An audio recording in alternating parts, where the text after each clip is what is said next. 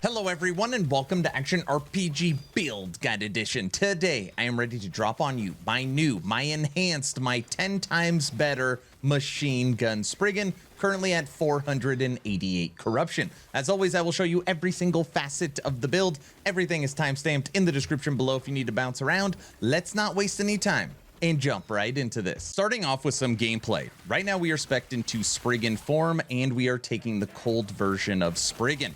And this is one of the easiest builds you will ever play. We are using Entangling Roots, and Entangling Roots auto triggers from having 4 Veil Spirits, so it is automated. We are using Maelstrom. Maelstrom has a 45% chance to trigger when we shoot, and we shoot extremely quick, so that is also automated. Maelstrom is using Storm Bolts from Gathering Storm, and they are also in their cold form. You guessed it, automated. We have Summon Spriggan following us around, which is buffing us, also putting Frostbite stacks on, and giving us our crit avoidance.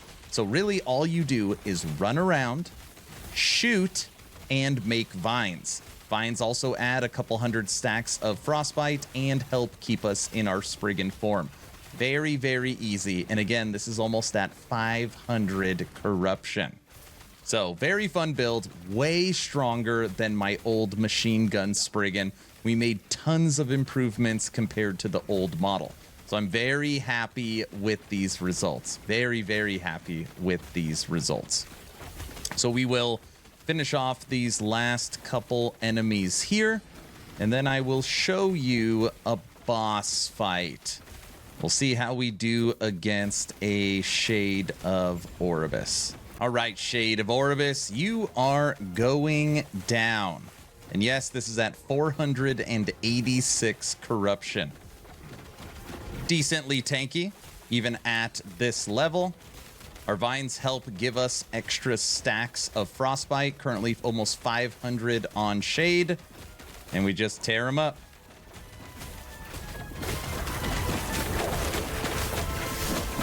You are dead? Let me quickly show you a nemesis at this level as well. Cold versus cold. For the most part, we can face tank it. Gotta bounce around just a little bit. But we'll keep it in the Maelstrom's range. And you are dead. Let me show you how to recreate this build. So now let's break down the skills, starting with our main skill, and that is Spriggan Form, and I'll try and show you the route in which you want to take these points. First thing you want to do is come up here and unlock Ice Branch, which is going to give you a cold Spriggan. It's going to turn all of your poison chance into Frostbite chance, and you have a 100% poison chance, so every hit you will apply a stack of Frostbite. You're going to boost your Spirit Thorn's damage multiplicative. You're going to come up here and unlock Maelstrom. Obviously, we have a ton of cast speed, and you have almost a 50% chance to cast Maelstrom on spellcast, which is how I get 15-20 stacks. You're then going to come over here and max out Veil Spirits, and then put 1 point into Veil Tide. Once you have 4 Veil Spirits, it's automatically going to trigger Entangling Roots. Now, you also want your Spirit Thorns to pierce. This is what gives you great clear speed, and it is going to give you cold penetration, so you want 4 points on Branch Storm.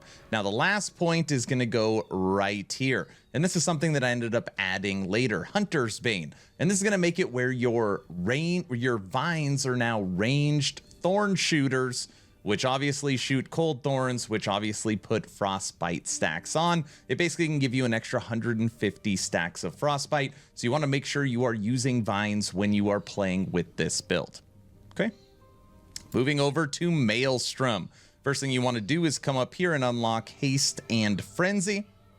You are then going to come to the right and you're going to unlock Power of the Storm, which is going to give you Storm Bolts. You're then going to come down and get some healing. Again, 15-20 stacks of Maelstrom times 6. You're going to have a ton of health recovery. And then since we're a ranged build, I maxed out area, so that way you don't have to be right on top of the enemies. Now, I'm going to skip over Spriggan. We'll go over that next, but I want to jump over to Gathering Storm. Now, I was trying to figure out how to get more damage out of this build, and this is the way. Maelstrom right here is going to be using Stormbolt, and we're going to supercharge our Stormbolts through Gathering Storm, and we're going to do that through this top tree right here. So instead of a Lightning Strike, it is now going to be a Cold Strike, and yes, it will also apply Frostbite. We then come down here, and we're going to eat some of our Rage or Mana by Excited Bolts, and then we're going to come over here and just super boost our Storm Bolts. Pretty standard tree, and it really does fit perfectly with this build. When you go over to Summon Spriggan, what you want to do is turn this into a Cold Spriggan, so it's also giving Frostbite stacks. You're then going to come down here and boost Spell, and this is going to take care of your crit avoidance. And then you just want to try and keep your Spriggan alive. So we have 5 into Vitality, and we have 4 into Warding Bark. Last but not least, Entangling Roots. This is one of the first times I've really used this skill. First thing you want to do is, yes, go down and turn this into a cold skill. And when it hits, this will hit if you're at max level for 500% freeze rate. It's going to shred cold resistance. We're going to come over here, and it's going to apply 40 base spell to yourself and your allies. So that'll be your Vines and your Spriggan. And then your last 2 points will go down here to make sure that enemies cannot dodge it. So now let's break down the passives for our Machine Gun Spriggan. At time of recording, I am level 100. I have 8 points into Natural Attunement, 5 into Hunter's Restoration, 1 into Hunter's Emanation, and then these 6 points, you have a choice. You can go into your Spriggan's health and your health, or you can put them right here into spell damage. I want to go survivability over damage, but honestly, the choice is yours. We are obviously a druid, so that's where we're going to start. We have 5 into Plating, 5 into Primordial, 5 into Druid Prowess, 1 into Blessed Springs, and 5 into River of Spirits. Now, the 5-point bonus on River of Spirits is going to give yourself and your minions a 40% chance of Frostbite. Very, very important note. We have 5 into Focus Wrath, going to give us damage while transformed and less Rage Decay. 3 into Wind of the Lees, this is going to give you movement speed and attack speed. 8 into Wisdom, this is going to take care of your crit strike avoidance with your Spriggan. We then take 2 points here because we're only using 1 companion, and this will help keep your Spriggan alive, and it gives you an increased damage when you have an active companion, which is your Spriggan.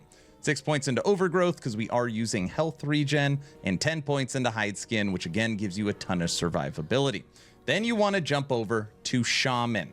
And for Shaman, 8 into Shamanistic Infusion, 5 into Wrath, 5 into Earth and Supremacy, and then you want to come up here, 2 into Windbringer, and 5 into Shattered Havens. Now, Shattered Havens is going to give you a flat +10 and a 100% chance for Frostbite. Very, very important note. Last but not least, you're going to jump over to Beastmaster, 8 into Yersin Strength, and 5 into Boarheart, which is going to give you some damage reduction at 15% to help keep you alive. Those are the passives. Moving over to Last Epoch Tools, where we're going to break down the blessings, idols, and gear, starting with blessings. Now, we are using our spell damage Leeched His Health. This helps us sustain life with Twisted Heart. We are using all resistance, flat armor, chance to apply Frostbite on hit, and we are using health regen. Again, health regen helps maintain our life when we are using Twisted Heart. When you move over to idols, you actually have a couple options. So you can get life and damage over time, double life idol, and right here you can get increased damage over time and increased health regen. This is the way I like to run it. It puts us over 3,500 life. Now, there is an alternative idol setup, and it is this one right here. And this is chance to apply Frostbite on cold skills and up to 95% increase health regen while transformed. So this way will give you over 200% to Frostbite and almost 400% to health regen. This way will give you over 550 life, still over 100% health regen, and over 200% damage over time. But it is an option.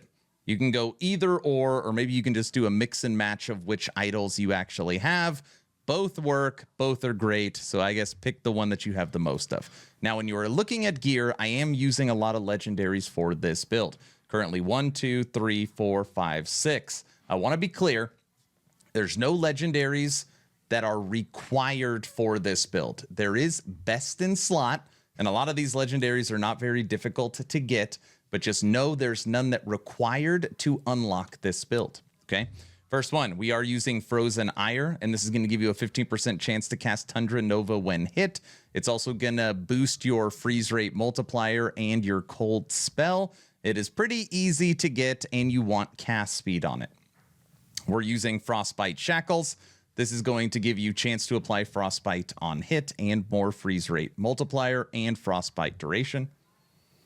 We are using Snowdrift. Again, more Frostbite, but more important on Snowdrift, cold penetration with Frostbite per 10 freeze rate multiplier. What sucks about these boots is it basically doesn't have movement speed on them because you're not going to be stacking dexterity. So what you want to do is turn them legendary and add movement speed. We're using Twisted Heart. This gets us anywhere from 1,000 to 3,000 ward and just an added layer of survivability since we are casting so fast. And on here, you would want cast speed or Spriggan Form level. We are using Volatile Ice. I know this is a weird one because this is an Acid Flask item, but it is so easy. Literally, if you're Merchant's Guild, you can get 3 LP versions for free.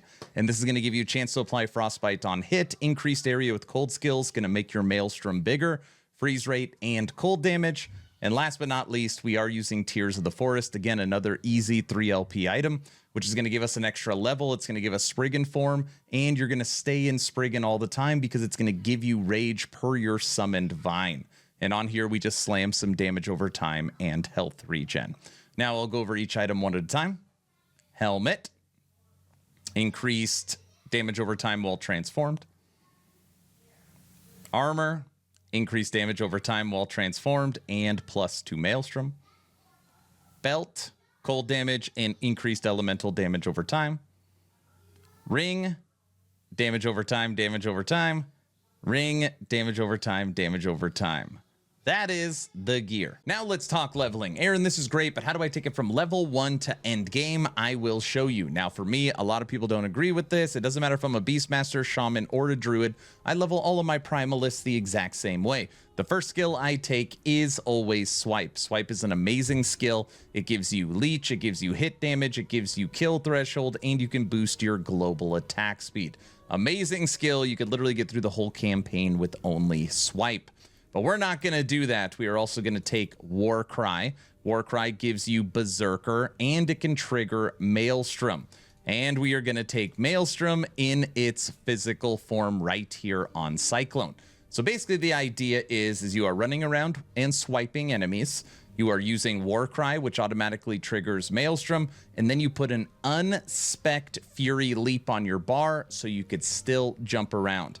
Those 3 skills, Maelstrom, Warcry, and Swipe, with an unspec'd Fury Leap, you will fly through the campaign. All right, everyone, that's the build guide. What do you think of my new and improved machine gun Spriggan? Is there anything I missed? Is there anything I could do to take this to the next level? Let me know your thoughts in the comment section below. A couple of asks at the end of the video. Please like, share, and subscribe if you think I have earned it. Check out the Discord. We're approaching 4,200 members. We do a game giveaway every 2 weeks, and it's where we run all of our community events. It's an awesome, non-toxic community of action RPG enthusiasts. Last but not least, check out my Patreon. We have game night coming up next week. We're going to be playing V Rising. It is the best way to support into the future. I'm done. Hopefully you were entertained or at least learned something. Aaron, out.